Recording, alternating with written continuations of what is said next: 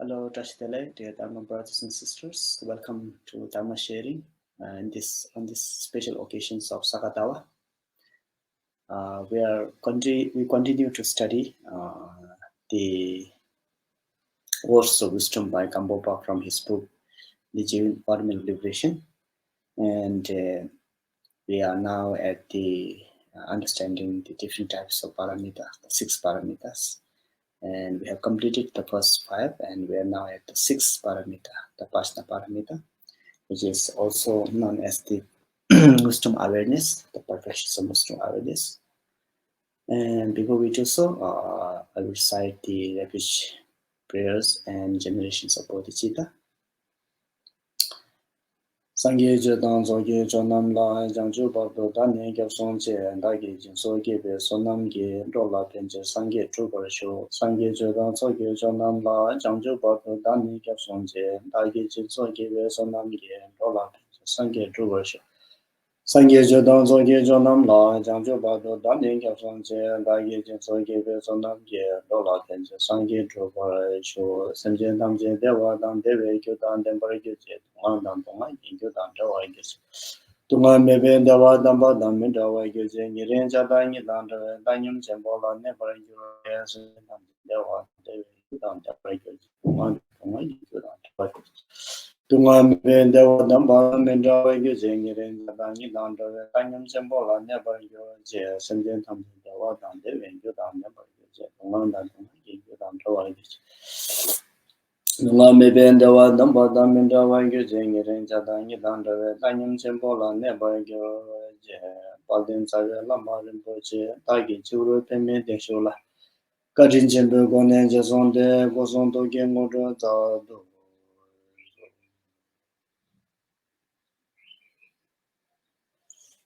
Okay. Now we continue to study the 6th paramita, the Prajna paramita, the wisdom awareness. And the way that Gampopa presents this chapter, he starts with the 7 points that how we can study the wisdom awareness or perfections of wisdom awareness. And the first is reflections on the fault and virtues, forms of not having realized the 6 paramita, and the virtues of the merits and advantages of realizing this 6 paramita.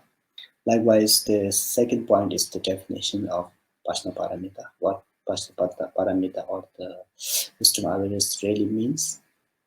Then classifications, how many types of wisdom awareness are there, and then followed by the characteristics of each of those classifications to understand them more in detail. Then we have what is to be known, the point is which is known as what is to be studied. Among these different types of wisdom awareness, what is that we need to study, especially from the point of view of the Mahayana practitioner. Among different types of Prajna paramita or the wisdom awareness, what is that we need to study, and then followed by what is that need to be practiced. After studying, just having the literal understanding is not enough, so we have to put them into practice. And then finally, by practicing that, we'll be able to witness the result. So experiencing the result of this Prajna paramita. So this 7 comprises the presentations of the wisdom awareness. Okay. So we have completed the first one, and today the second topic. We start from the second topic, the definitions of Prajna paramita, or wisdom awareness. The definitions of wisdom awareness is the perfect and full discriminations of all phenomena. The collections of the Abhidhamma says, what is wisdom awareness? It is perfect and full discriminations of phenomena. So here, 2 things that we should understand: the perfect and full discriminations of all phenomena. Well, you may have heard of different wisdom awareness of knowing the or discriminating the impermanence nature of phenomena, discriminations of the suffering nature of phenomena, discriminations of the selflessness nature of phenomena. Those are there too. Those realizations, wisdom awareness, are very helpful in order to minimizing or decreasing our uh, negative addictions and emotions. But then, are they the perfect and full realization? So the answer is not yet. They are still very good solutions towards our negative addictions and emotions to liberate ourselves from the suffering of samsara. But then, if we are lacking the ultimate understanding of the phenomena, and then you are still stuck in the suffering of samsara. So therefore here, wisdom awareness, understanding of wisdom awareness is full and complete discriminations of knowledge. That means fully and completely realizing the unfabricated nature of phenomena, and that is the emptiness nature of phenomena. So that is very important here. If you realizes the ultimate nature, that is the emptiness nature of phenomena, then you can be called that your realization can be called full and perfect and full discriminations of all phenomena. And that is the definitions of Prajna Paramita, or the wisdom awareness. And this wisdom awareness actually is a very powerful practice because it really touches to the root cause of suffering of samsara, that is avidya, or ignorant. So this Prajna Paramita, or the wisdom awareness, will destroy or will dispel your ignorance. Thereby, you will be free from the change of suffering of samsara because you have already dispelled the root cause here. So generally speaking, as a normal lay individual, what we see, the things around us, the form, sound, smell, taste, and texture, we usually study them, right? We usually go to school, go to colleges, go to universities to study different types of things, science, mathematics, and so forth. And those uh, from that, those studies will obviously gain some wisdom.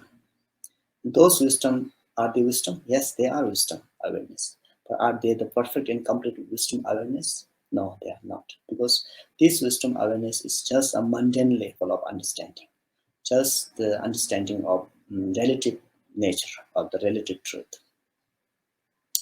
For example, when I say, okay, I have a full knowledge of flower, how flower grows, what is needed to be there, and how it appears, what is the color, shape, benefits, and all. But are you really understanding the ultimate level nature of that flower? No, not yet. Because the knowledge that we are gaining from this mundane level are, external. They are the manner how they are taught are all through external level. They have never gone through the internal level yet. So what we see, the definitions of flower, the study that have the study of flower that we have gained knowledge from that study of flower is just a relative level. So in order to know the ultimate level of that flower, we should go beyond this relative level of understanding of flower. So in relative level, what we see is we see flower, and we the flower appears in front of us, and we see that flower as a real existent nature, or we have a strong belief that this is flower, and this is good flower, and that's why I need this flower. You have a very strong attachment towards this flower because you see this flower as something existent nature, or something single particle entity. So in the study of Dharma, uh, the study of Dharma is not external, it's internal. So when we see internally the how this flower is, and we should utilize different types of reasoning there. The flower that appears in front of you, is that really exist in nature? So the reasoning label should be followed there. And how we can understand that is through by investigations. The flower that appears in front of us, does it really exist as it appears? So we can utilize the different reasonings from the mathematical school and of the middle way. So the reasoning there will enlighten us by breaking down that flower into different particles, not physically, but with our internal level of investigation. And then from there, uh, as we investigate, slowly the flower will disappear, because we can we the whole flower that appear in front of us uh, by the reasoning, by the investigations, then we will slowly experience that there is no flower that it's that as it is as it appears in front of us. It's just a labeling by our mind. And then when you investigate more deeply, then you will see these appearances flower is happen because of different types of cause and conditions. It does not have a single permanent entity uh, that exists. It is made out of so many cause and conditions. So then, second wisdom is that understanding of interdependence nature. We need to have different types of cause and conditions. Everything has to be depend on each other in order to give rise to that flower. So that is why the reasoning of the middle way or Mathemata are very powerful and very beneficial of understanding the ultimate nature of different phenomena. So this is just a simple example of investigations on the flower. Likewise, we can investigate the same reasoning to all those things that appears in front of appear in front of us, different shapes, different colors. Likewise, to the sound, smell, text, and texture. So this is how we can investigate and try to understand the ultimate nature of phenomena. This is just a simple example here. Likewise, good and bad, tall and short, here and there, they all appear in front of us because of interdependence. Because since because of small, there is a big. Because of short, there is tall. This is how uh, depend upon each other. So the short or the tall does not exist as is independent nature. It has to be dependent nature in order to call them short or long, good or bad. So that is why knowing the interdependent nature will help us to realize, help us and support us in the realizations of the emptiness nature of phenomena. So the third point here is the classifications of the wisdom awareness.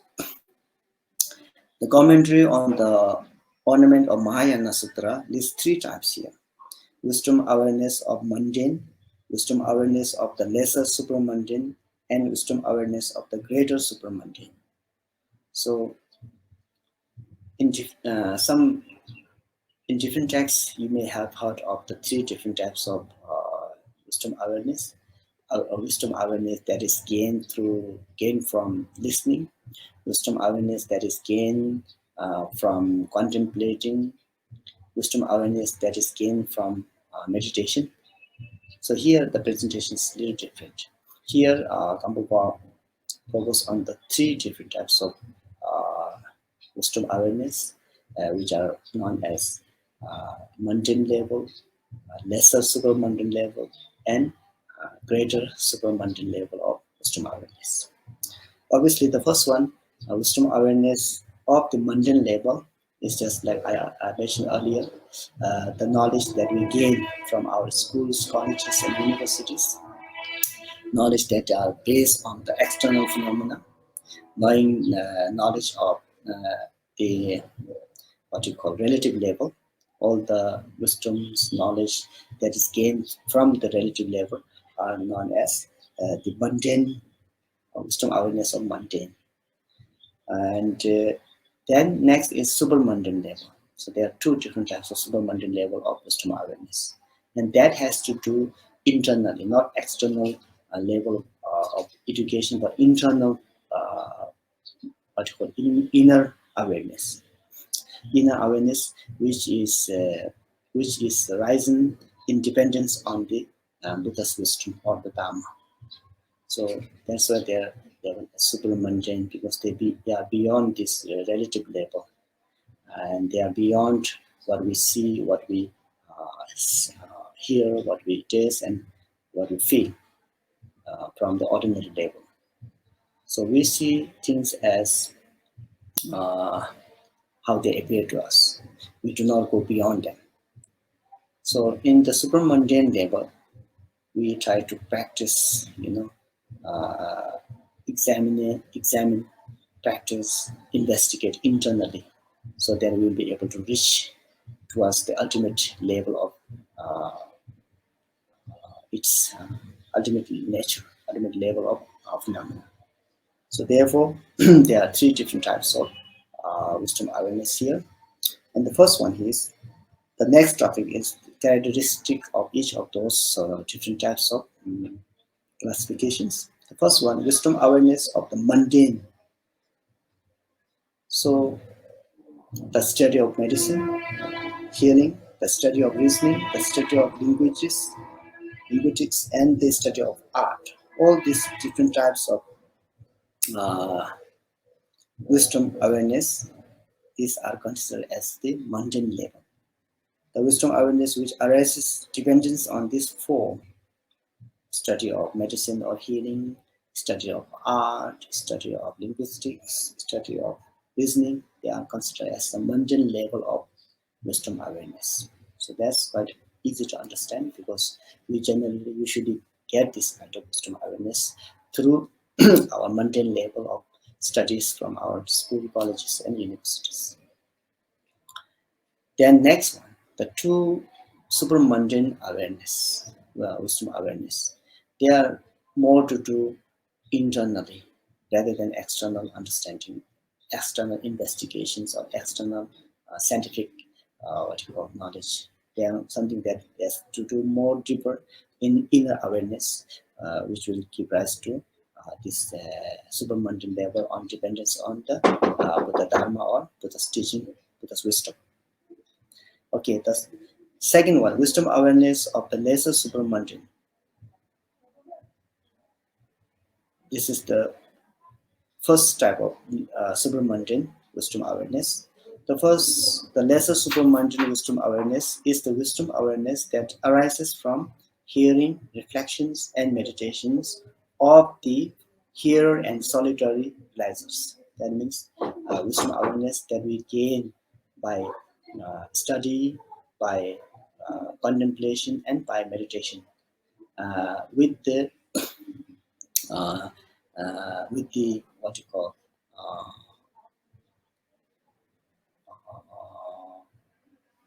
lesser vehicle, and then by that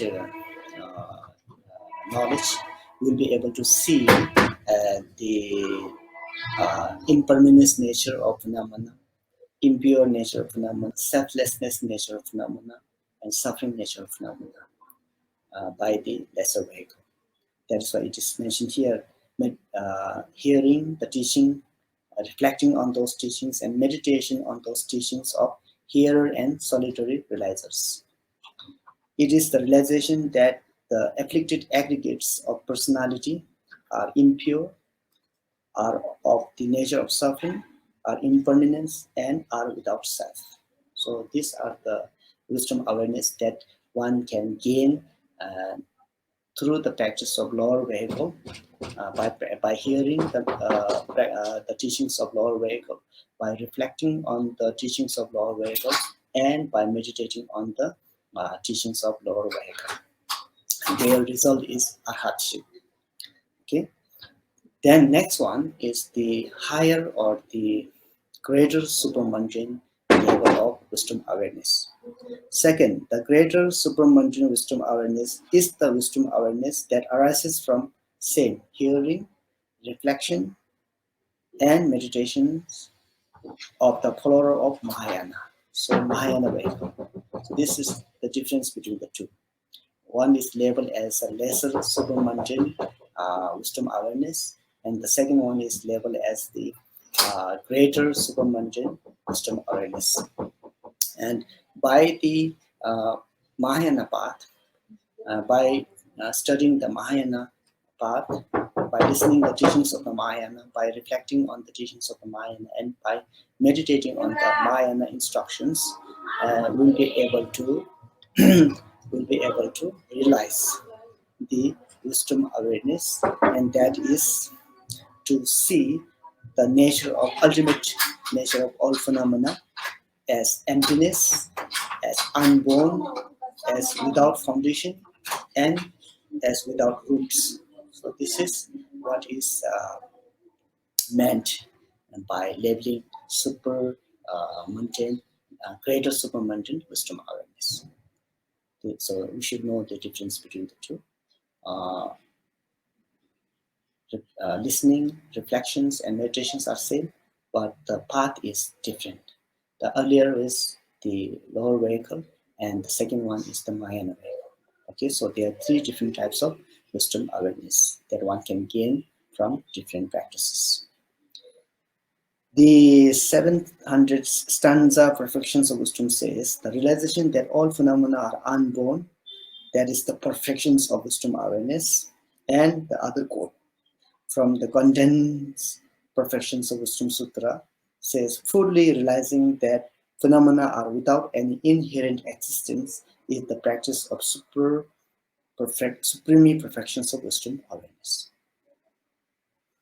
So realizing the ultimate nature of phenomena, that is to see the nature of phenomena without any inherent existence, or in other words, seeing the emptiness nature of phenomena, that is the greater supermundane wisdom awareness. Okay? So among these three types of wisdom awareness, so the next point is what is to be known. Among these three wisdom awareness, what wisdom awareness that we should be studying? So as a follower of Mahayana Buddhism, obviously we'll say the third one, the greater supermundane wisdom awareness should be studied and practiced. Then followed by the practice, we'll be able to witness the result. Okay, the next point is what is to be known? The wisdom awareness, obviously, and what among the three different types of wisdom awareness, which one should be understand here if you follow the Mahayana vehicle. From among the three types of wisdom awareness, the greater supermundane wisdom awareness must be studied. So this is what we are going to do. So how can we study this then? We need to understand, we need to dispel our confused state of mind, because now we have this opportunity, to listen, to reflect, and to meditate the teachings of Mahayana. So we should not waste this opportunity. Therefore, we should try to understand the ultimate nature of phenomena. So in order to understand this will be explained through 6 topics according to Gampopa here. A. Reputations of grasping things as being existent. B. Reputations of grasping things as being non-existent. C. The fallacy of grasping non-existent. D. Fallacy of both graspings. E. The path that leads to liberation. And finally, the nirvana, the nature of liberation. So, if you study these 6 topics here, through these 6 topics, you'll be able to understand more, and we'll be able to gain the realizations of greater supermundane wisdom awareness. Okay, so why it is important to see this then? Obviously, we are living in the confused state of mind because of our avidya or ignorance. As I mentioned earlier, whatever we are seeing now, whatever knowledge we have gained now, these are just very limited knowledge. These are just mundane level knowledge or relative knowledge. We have never touched to the ultimate level, ultimate nature of phenomena yet. So this will help us to know the ultimate level. How it helps us is it will refute, our what you call confused state of mind. It will help us to refute our mistakes, our wrong views. That's why it says here, refutations of grasping things as being existent. Until now, from the beginning of this time up to until now, we have been grasping, things as they, anything that appears to us as it is, as they really exist, so to speak. So we have been grasping, things as being existent. We think whatever we see, we hear, we taste, we smell, they really exist. They are really solid things. They are really permanent. And this is actually according to Buddha, especially according to the Mahayana teachings. This is misleading. This is mistaken. This is confused state of mind. So, in order to realize the ultimate nature, in order to liberate from this confused state of mind, what we need to do? We need to study, and we need to have those different types of reasonings. So, therefore, the refutation of grasping things as being existence. How we can refute this. So Gampopa will talk more how one can refute these wrong views, mistaken and confused state of mind. Likewise, we think that, okay, we need to refute grasping things as being existence. Then second thing is we say that, oh, things are non-existent, because we refute the first idea of thinking phenomena as existent. Whatever we see, feel, are really exist as they appear to us. This is our mistaken view. And after getting knowledge of um wisdom awareness or the Mahayana vehicle, then we now can see, oh, things do not really exist. They appear to be existence because of different cause and conditions, because of interdependence. And the second thing is, okay, then are they non-existence then? Then if you again grasp and have attachment towards your belief that things do not really exist, and that is also mistaken according to Mahayana way. You cannot be in either extremes. You have to be free from existence and non-existence, grasping of existence and non-existence at the same time. If you are stuck in one of the another, then you are not free from suffering of samsara. You still have clinging, you still have grasping, you still have attachment towards your belief. Okay, because sometimes we meet many Dharma practitioners who says, oh, I have good realizations, I have realized emptiness, nothing really exists, and they have this strong feeling and strong belief and grasping on their own view. And according to middle way, according to Mahayana Vehicle, this is also mistaken. So that's why the reputations of grasping things as being non-existent, we should be free from this as well. Okay. So thirdly, the fallacy of grasping non-existence. What happens? Why we need to defeat, existence and non-existence both. We need to defeat them both. If you're stuck in one or another, then you are stuck on. You are stuck in this suffering of samsara.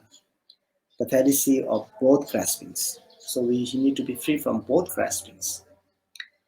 And then path that leads to liberation. If you're free from both graspings, either existence, grasping in things as being existent, or are being non-existence, you should be free from those both those two extremes. And then when you follow this path, then your destination is nirvana, free from all the conceptual and non-conceptual thoughts, free from all the labels, free from all the assignments and so forth. Okay, the first one. So we are going to study in detail now. The first, reputations of grasping things as being existence. In the Lamp for the Path to Enlightenment, Adisha says, it is not logical for something that already exists to arise. Also, something which does not exist is like a sky flower. So, sky flower will not establish or not give rise in the space, which has to be on soil, pot, and so forth. So, likewise, he says the logic that he uses: if things exist, then there does not need to be arising. So, unborn. If thing does not exist, then how can it arise? So we have more reasoning later on, and so forth. So there are different reasons that are mentioned by Adisha. It is said to be analyzed by such great reasonings. And if we study Madhyamika, we'll be able to witness all these beautiful reasonings of analyzing how things are, how things really do not exist as it appears. You know? What is the nature of their the true nature of phenomena, which is known as ultimate nature of the emptiness nature of phenomena. If this is explained according to the Lumbrim, existence and graspings of the existence can all be categorized under two selves. And these two selves are, by nature, empty. What then are those two selves or mind? They are what is called the self of person and self of phenomena. Okay, so if you categorize all phenomena, you can categorize them into two: self of person and self of phenomena. Self here should understand as existence of person and existence of all others. So for yourself, a person, existence of persons, and all others that are existence of phenomena, self of person and self of phenomena. So we have this strong belief that I truly exist as a self of person. You know, I truly exist. This is me. I label myself. I pay importance to myself. I cherish myself so much. I really think I really exist. I hardly think that I'm changing. I'm nature of impermanence. I'm nature of suffering. I'm nature of what you call impurities. I'm nature of emptiness. We hardly think that way. So people have a very strong belief that self-existence, and likewise existence of others phenomena. So if you categorize all the phenomena into two, you can categorize them into two selves: self of person and self of phenomena. So furthermore, what is this self of person or mind? Although there are many systems of explaining according to concerning this, in reality, a person is the combinations of awareness and the continuity of afflicted aggregates, always hopping around, fluctuating and reckless. The sutra says the continuum is called person, or other words, it is just recklessness and fluctuations. So what is self then? Self of person then. And according to Buddha, it is just a labeling of your soul, your mind, and your body. Or you can say your body, your sensation, your perception, your mind. These are what is known as self of person. How you label yourself as self person. So see, even when you label yourself as self person, you cannot really show a single particular entity as it exists. It is combinations of your body, your sensation, your perception, your mind, actually. But we forget this. We think I'm something singular entity. I do really exist as something single entity, something permanent, which is, according to the Buddha, is a confused state of mind. It's a wrong view, actually. and it's avidya, it's ignorant. So we need to free ourselves from that kind of belief, that kind of grasping into that kind of self as single entity, existing single entity.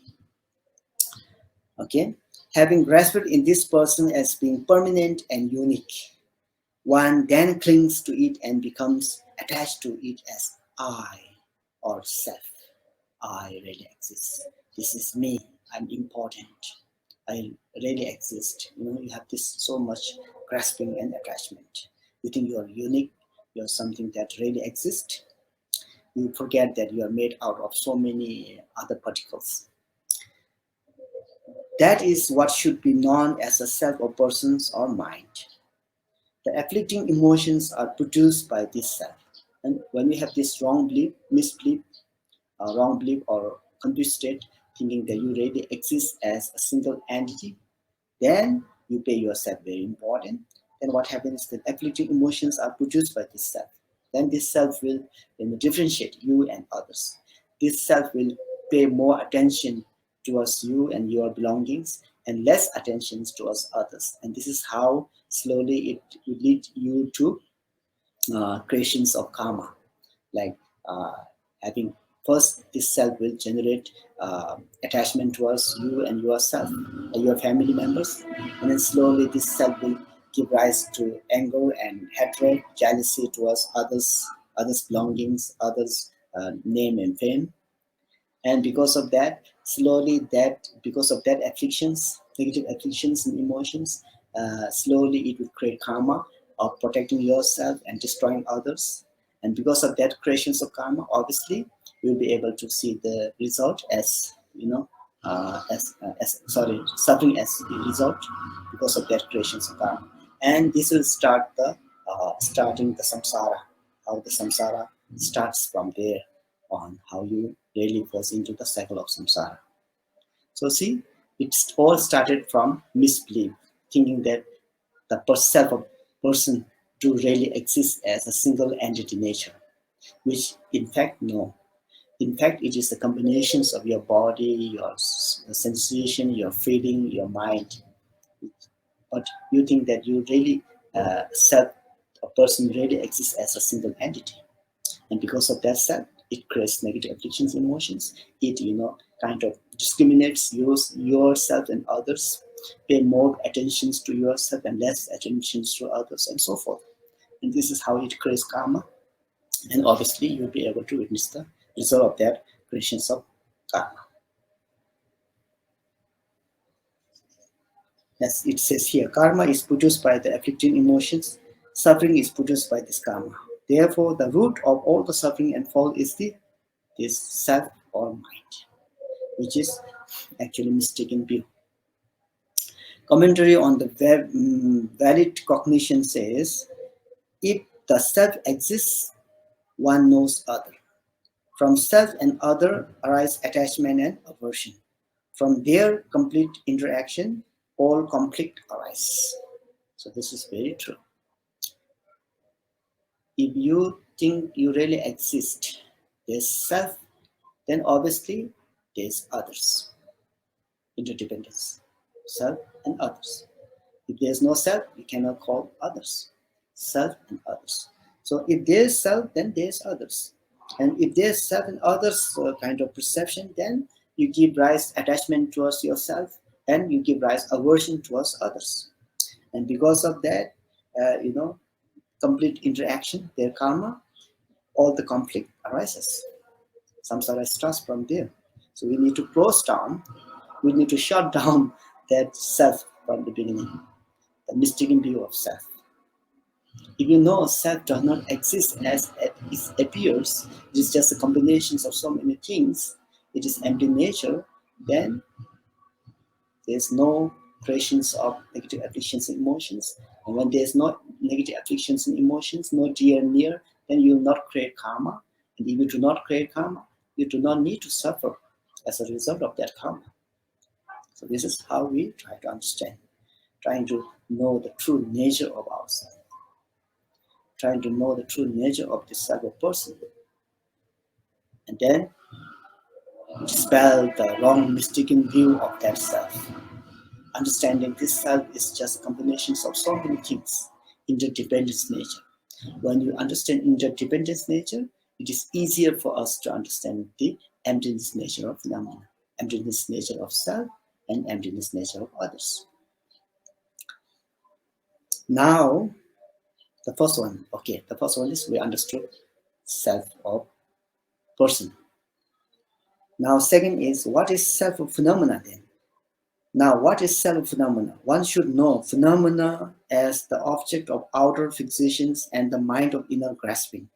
Okay, self of phenomena should be understood in the two way. External phenomena, fixations like color, shape, sound, smell, and texture. That's the object there. And then the preserver, the mind that is grasping that object. So these two are called the self of phenomena. Why are these called phenomena? Because they hold their own characteristics.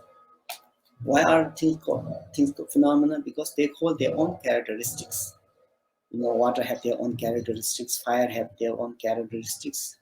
Uh, Likewise, earth has its own characteristics, wind has its own characteristics. So things which holds their own characteristics, they are known as phenomena. Okay, so all phenomena, everything that holds their characteristics.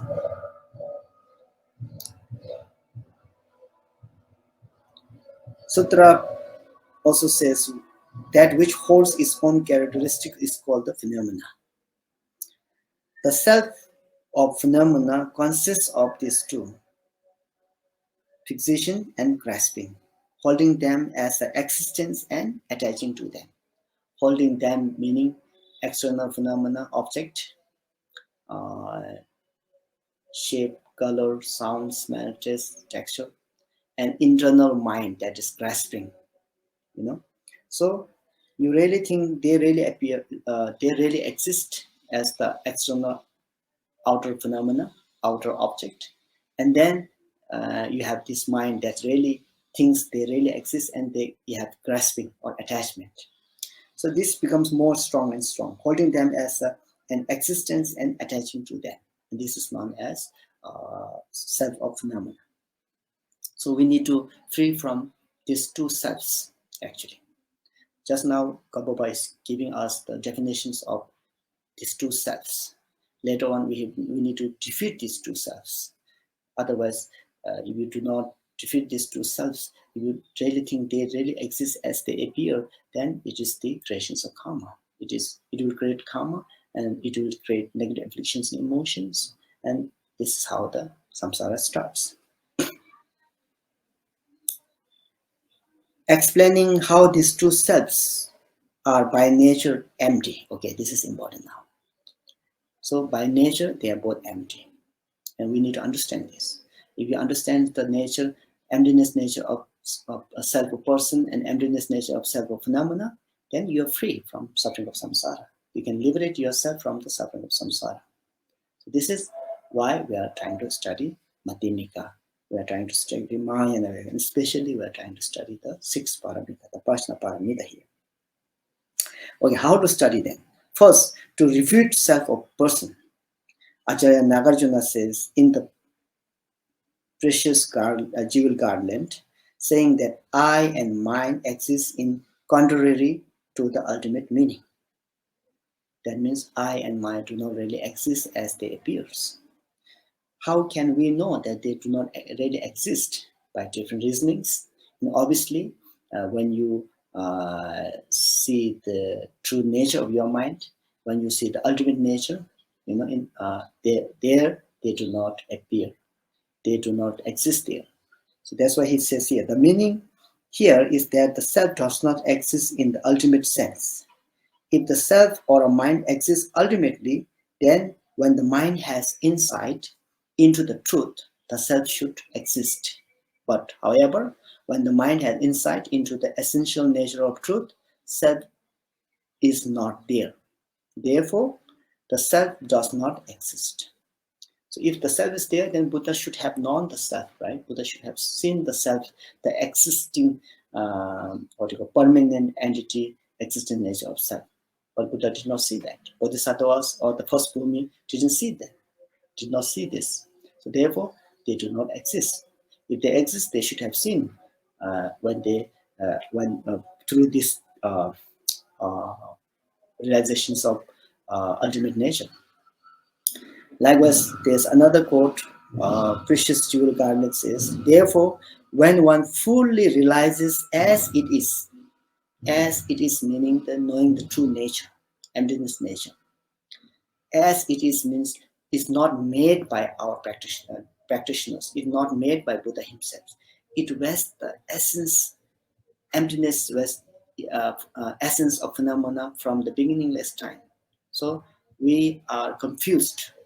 We are confused with that truth. We are, because of our negative afflictions and emotions, because of our ignorance, we could not see this truth. Now, because of the Mahayana vehicle, because of the six paramitas, practice of six paramita, we are now able to see this truth. And when you see this truth, you did not see I and mine there, something that really exists there. Therefore, I and mine do not exist there. And when one fully realizes as it is perfectly, the two do not arise. Two meaning self of person, self of phenomena. They do not arise.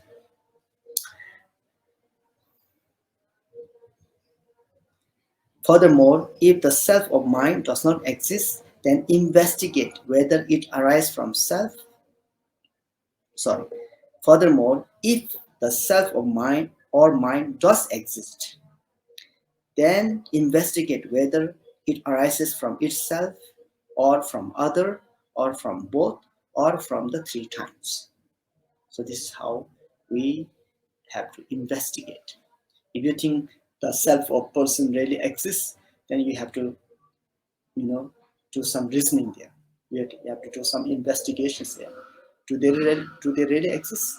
If they really exist, then do they exist by themselves or do they exist by the help of others or by both or in three times, past, present, and future? It does not arise, so the investment goes on, it does not arise from itself. Self does not arise from itself because either the self is already exist or it does not already exist. It should be only two. There's only two possibilities, right? Self cannot be exist from self. Self cannot arise from itself because either the self already exists, it should be already exist as a result, or it is not already exists, it's not there yet. If it does not already exist, then it cannot become a cause to produce itself. So something that you want to call cause is, you can only call them cause when you see their result, right? If there's no result, then how can you call this cause? It's interdependence. So we are now refuting this idea of self arising from self. If it already exists, then it cannot produce its own results. So if it's already result there, then there cannot be another result of result, right? So there is the refutations, some logic of refutation, how to refute this thinking of self arise from self. So there is contradictions in the self producing itself. So we refute the first idea of thinking that self arises from self. We're trying to investigate whether self really exists or not. If self really exists from itself, then we have some logic here. It cannot exist itself. If it already exists, then it cannot be called result. If it does not exist there, how can you call it cause? Remember, cause and effect manner. This is some kind of investigation here. Then next one, it also does not arise from other. Okay, first arise from itself. We refuted this idea. Now second, you may think self arises from others. It says it also does not arise from others because the other is not a cause. Other can be anything other than self, right? Other can be stone, tree, water. So all this others cannot be the cause of this self, because others can be past. How can it not be cause then? A cause must be related to the result. Others means anything other than yourself. So anything other than yourself cannot relate to you, cannot be your cause. Water cannot be cause for stone. Stone cannot be cause for man. So we need to have some kind of relationship in order to call cause and effect, right? So how can we call if there's no any kind of relationship at all? That's why we refute this idea of self arising from others. Until there is result, it is not possible for there to be a cause. When there is no cause, the result does not arise, as was shown before. Cause and results are not separate phenomena, they arise interdependently. So you cannot say self arises from others. The self also does not arise from both. Self does not arise from self does not arise from others, because both arguments are faulty as explained earlier. If self does do not arise from itself, we have refuted this idea because this idea is false. Likewise, self cannot arise from the others. So if you see these both arguments are faulty, then how can you say it arises from both? Because both reasoning are faulty. We have refuted both reasoning, so therefore we cannot call that the self arises from both. Okay, now the last one. The self also does not arise from the three times. It does not arise from the past, because the past is like a rotten seed. Its germinating power exhausted. It's gone. So how can you call it? It's gone. If it becomes powerless now. So we cannot call the self arise from past, because past already gone. There's no continuity of the past. It's like rotten seed which cannot produce sprout. It does not arise from the future as well, because since that would be like a child of a barren woman, something that does not exist. How can you call it your cause? Something that has not appeared, something that has not come yet. How can you call a cause? So self cannot arise from future as well. Then you may think, okay, self arise from present. It also does not arise from the present, since it would not be appropriate for the producer and the produced to arise together. Cause and result cannot be together. When a result arises, cause is already disappeared, or cause transformed into the result. Seed transformed into sprout. When there's sprout, you cannot say there's seed. Seed is already transformed into sprout. Something like this, understanding of this. So it cannot be present, because both producer and the produce cannot arise together. Therefore, the precious jewel garden says, since the self does not arise from itself, others, both, or the three times, so the grasping of the self is exhausted. So since self itself did not exist, so what is the benefit of grasping that self? Something that do not exist. Why we should grasp at it? Why we should have so much attachment to it? So this is how you refute the idea of self as existent nature. So this is how you can minimize your suffering, by understanding the true nature of self as emptiness nature, unborn nature, rootless or foundationless nature. So we heard does not arises so many times. The meaning of does not arise means it is not produced by past, by future, by present as well. So these are the investigations, manner of how one can investigate whether self really exists or not. If self really exists, then whether self arises from itself, or from others, or from both, or from three times. So we went through all these investigations and we find all these ideas are faulty. So we refute these ideas, and then we are able to understand its non-existent nature or emptiness nature of this self or person. Or one should understand in this way: investigate that which is called self to see whether it exists within one's body, one's mind, or within a name.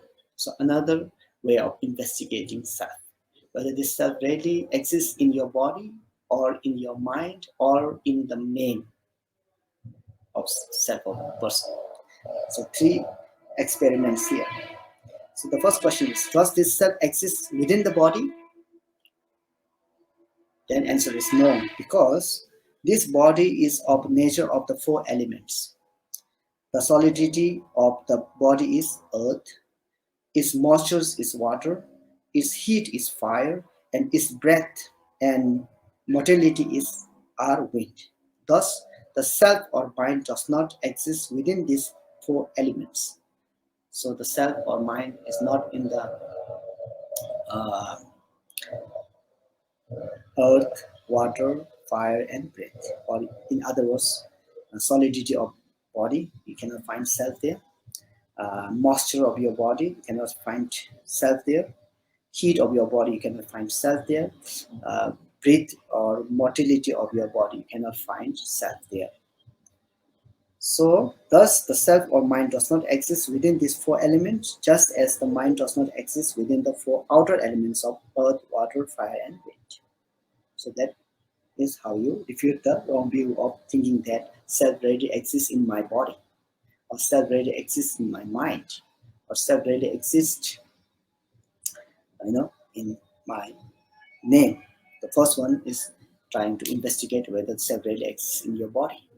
If self really exists in your body, it should exist in your solidity, your moisture, your heat, your breath, and so forth. But it cannot happen there. Then the second one, does the self exist within the mind? The answer is no, because the mind does not exist anywhere, having not been seen by either oneself or others.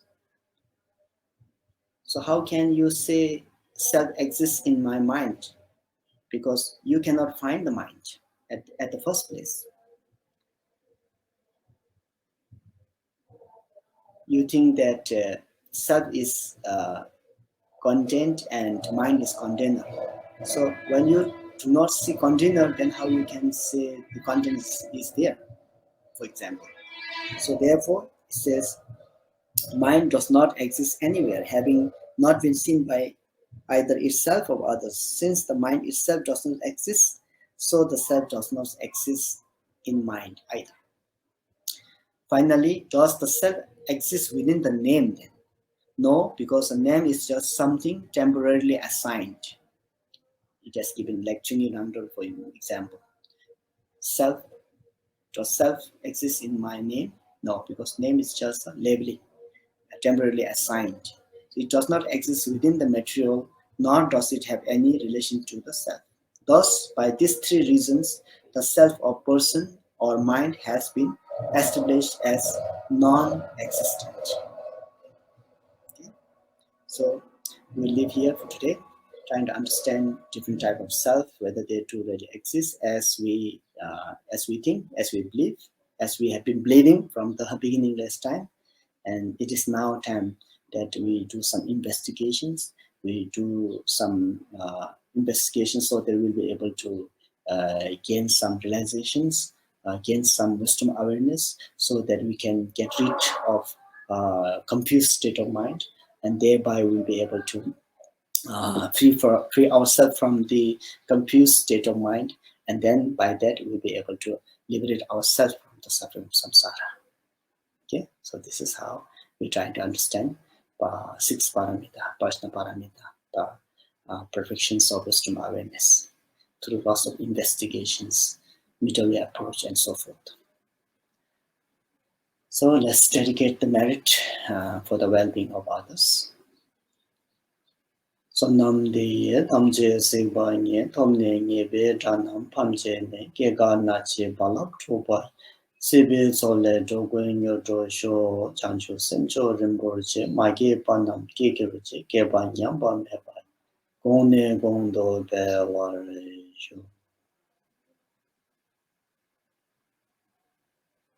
Thank you.